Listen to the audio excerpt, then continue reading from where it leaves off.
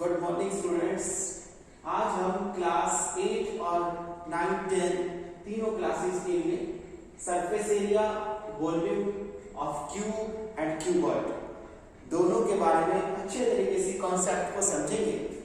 Cube और cuboid बहुत ज्यादा जरूरी टॉपिक है स्टूडेंट्स।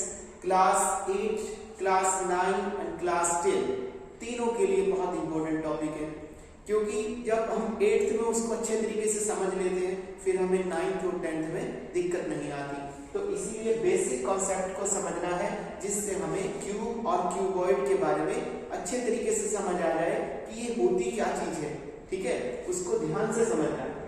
छोटी क्लासेस में 6th 7th में हम लोग पढ़ के आते हैं, स्क्वायर रेक्टेंगल के बारे में पढ़ते हैं। स्क्वायर जिसको हम कहते हैं कि ऑल द साइड्स इक्वल, सभी साइड्स जिसकी इक्वल आती हैं, चारों साइड्स मतलब एल भी कह सकते हैं उसको, और साइड भी कहते हैं, लेंथ ऑफ द साइड। तो चारों साइड इक्वल जिसकी रहती है और हर एक एंगल 90 डिग्री होता है, उसको हम कहते हैं स्क्वायर। तो स्क्वायर जो होता है बिल्कुल सीधा रहता है, सभी साइड्स इक्वल होती हैं। इसी तरीके से रेक्टेंगल की बात करें तो रेक्टेंगल में अपोजिट साइड्स इक्वल होती है। एंगल इसमें भी 90 डिग्री का ही रहता है, बट अपोजिट साइड्स इक्वल होती है। तो अब जो हम बात कर रहे थे क्यूब और क्यूबॉइड के बारे में, तो क्यूब जो है वो स्क्वायर फेसेस से बनता है। अगर छोटे बचपन में आपने देखा है कि आप कुछ टुकड़े लेते थे गत्ते के या लकड़ी के टुकड़े, उसका घर बनाते थे, तो इसी तरीके से अगर हम कोई स्क्वायर का फेस लेकर के, स्क्वायर के टुकड़े लेकर के और उनको 6 फेसेस हम ले लें एक जैसे, और उनको एक के ऊपर एक लगाएं इस तरीके से, तो वो झोपड़ी नुमा इस तरीके से आकार बॉक्स के तरीके से डिब्बे की तरह बन जाता है। इसको हम कहते हैं क्यूब। इस क्यूब में स्टूडेंट्स आपको दिखाई दे रहा है, यहाँ पर इसी तरीके से 6 फेसेस यूज किए गए हैं। सबसे नीचे आप देख रहे हैं कि एक फेस है, ठीक इसके ऊपर इसका ऊपर छत की तरीके से बंद कर दिया गया है, ये दूसरा फेस है। जैसे कमरे के अंदर नीचे एक फर्श रहता है, ऊपर एक छत रहती है और 4 दीवारें होती हैं, जैसे इधर की तरफ दिखाई देने वाली 1 2 3 4 इधर वाली। ठीक है, जैसे कमरे के अंदर होती है बिल्कुल ठीक ऐसे ही अगर एक स्क्वायर शेप का कमरा है तो वो भी एक क्यूब के तरीके से होता है। ठीक है, उसमें 6 फेसेस रहते हैं, एक छत रहती है, एक फर्श रहता है और 4 उसकी दीवारें, जिसको हम बोलते भी 4 दीवारी हैं, तो वो सबके सब मिलाकर 6 फेसेस होते हैं और वो 6 फेसेस से बनता है हमारा क्यूब। ठीक ऐसे ही अगर ये फेसेस की जो बाहर से शक्ल आपको दिखाई देगी, सब साइड्स बराबर है, अगर वो रेक्टेंगुलर फेसेस होते हैं, ठीक है, क्योंकि रूम आपने देखा है कोई रेक्टेंगुलर फेसेस वाला होता है, कोई स्क्वायर फेसेस का होता है। तो अगर रेक्टेंगुलर फेसेस से इसी तरीके से आप कोई बॉक्स बनाते थे तो आप उसको शेप को नेम देते हैं क्यूबॉइड। ठीक है, क्यूबॉइड और क्यूब में फर्क क्या है, इसमें भी 6 फेसेस हैं, इसमें भी 6 फेसेस हैं, बट इसके जो फेसेस हैं वो रेक्टेंगल शेप के होते हैं और इसके जो फेसेस होते हैं वो स्क्वायर शेप के होते हैं। तो दोनों में डिफरेंस है, क्योंकि इसकी तो सभी साइड्स इक्वल है, बट इस केस के अंदर लेंथ अलग होती है, ब्रेड्थ अलग होती है। और फिर जब हम इसको बनाने लगते हैं तो इसमें एक केस आता है हाइट का, और वो भी इसकी अलग हो जाती है, जबकि इस केस के अंदर क्यूब में सभी चीजें बराबर रहती हैं। एल भी वैसा ही, बी भी वैसा ही, एच भी ऐसा ही। तो इसका मतलब वो 6 की 6 चीजें एक जैसी है।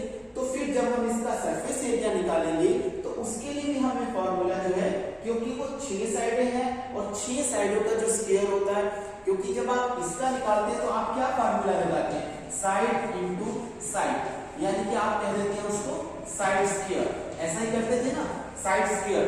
तो अब जब आप ऐसे ऐसे 6 फेसेस लेने जा रहे हो तो नेचुरल है आपको इसी को एक फेस की बजाय 6 फेसेस से मल्टीप्लाई करना होगा, यानी कि 6 इंटू साइड स्क्वायर। तो ये बनता है सरफेस एरिया ऑफ क्यूब। अब बात करते हैं क्यूबॉइड के सरफेस एरिया की।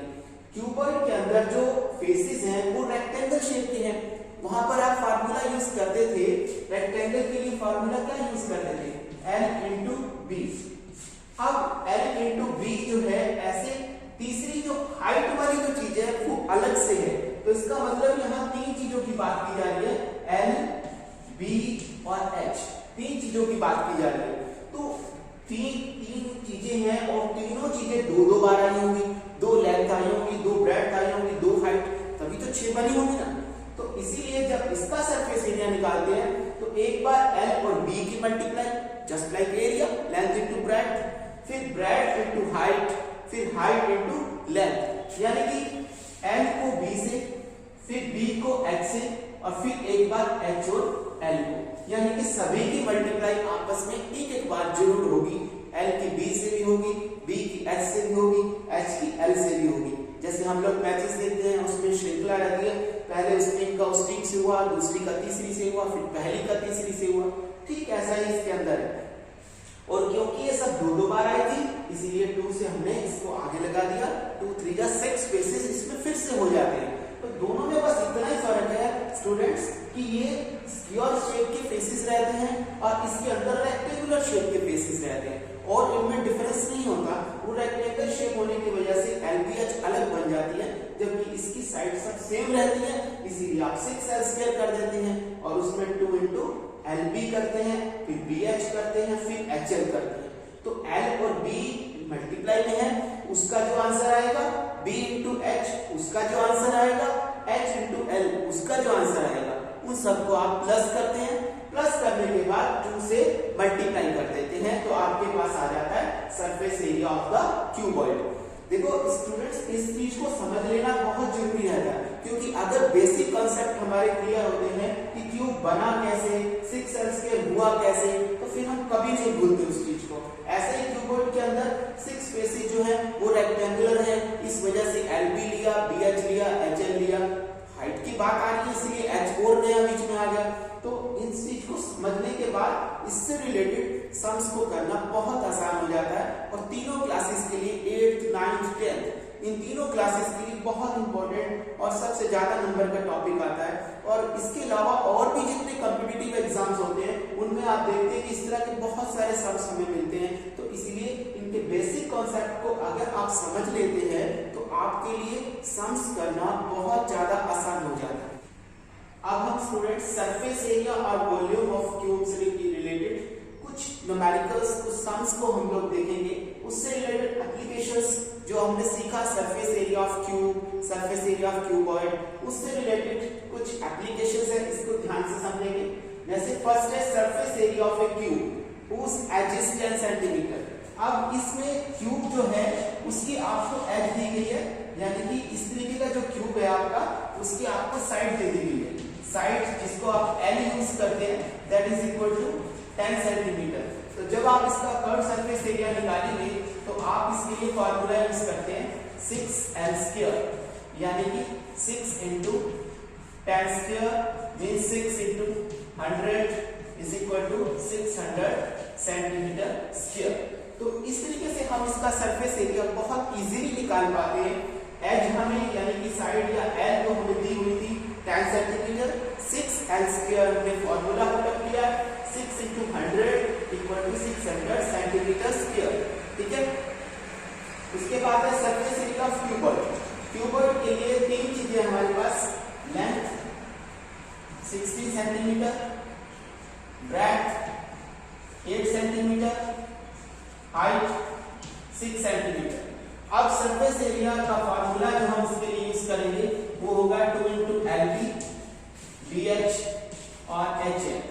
इन तीनों का यूज करने के लिए हम यहाँ वैल्यू पुटअप करेंगे 16 into 8, उसके बाद 8 into 6 और उसके बाद होगा 6 into 16। यहाँ से सॉल्व करने पर ये 128, 48 एंड 96। इस तरीके से जब हम इनको सॉल्व कर लेते हैं सबसे आसान है 272 हो जाता है और इससे 544 सेंटीमीटर ये हमारा